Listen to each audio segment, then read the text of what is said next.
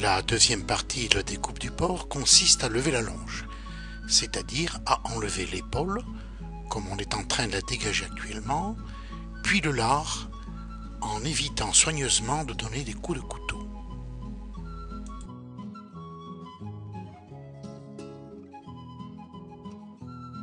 Le couteau dégage la palette, il découpe le long du charnu ou échine, puis le long du cartilage de prolongement.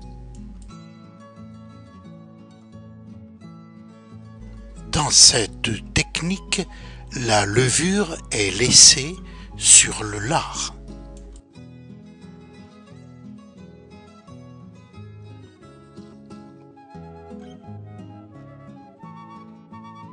Il s'agit de couper une fine membrane qui sépare le gras du lard du gras de la longe. L'objectif est de ne pas donner de coups de couteau ni dans l'un ni dans l'autre. Actuellement, les porcs sont tellement maigres qu'il est beaucoup plus difficile de pouvoir séparer correctement le lard de la longe.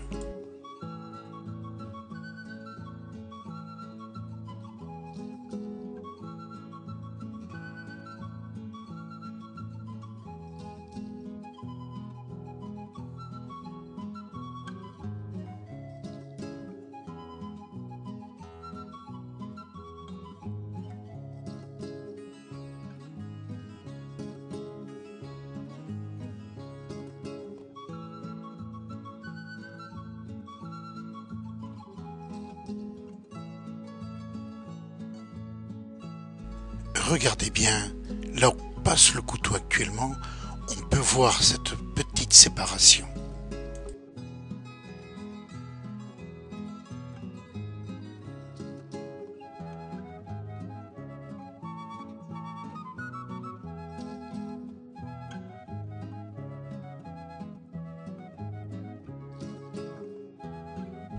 Le lard va donc être séparé de la longe avec l'épaule.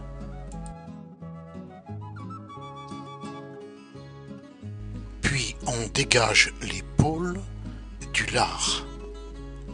Ensuite, on va lever la levure en laissant juste le gras suffisant pour la vente de celle-ci.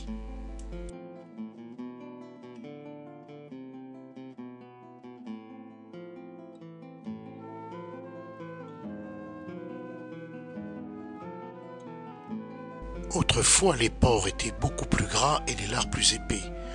On taillait ce que l'on appelait des bardières, avec lesquelles, au trancheur, on faisait les bardes. On va donc maintenant lever l'épaule pour obtenir ce que l'on appelle dans le sud-ouest la coquille.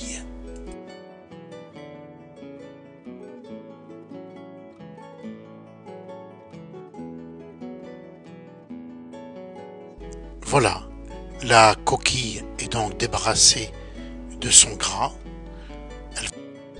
Toutes les pièces sont ensuite pendues en chambre froide.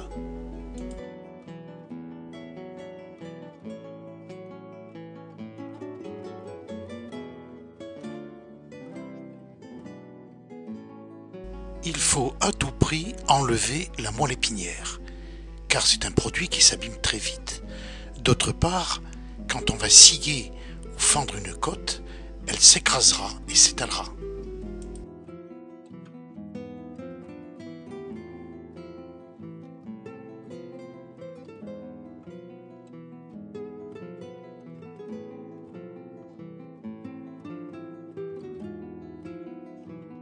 On va maintenant tracer le charnu qui se taille à 5 côtes.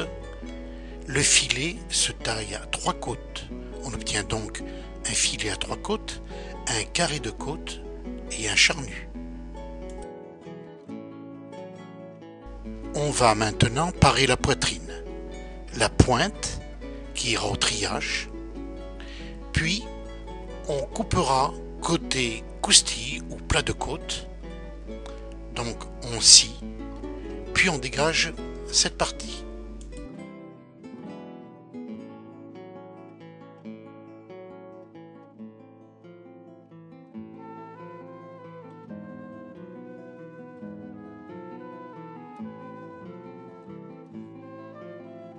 Ce morceau de viande s'appelle l'osseline.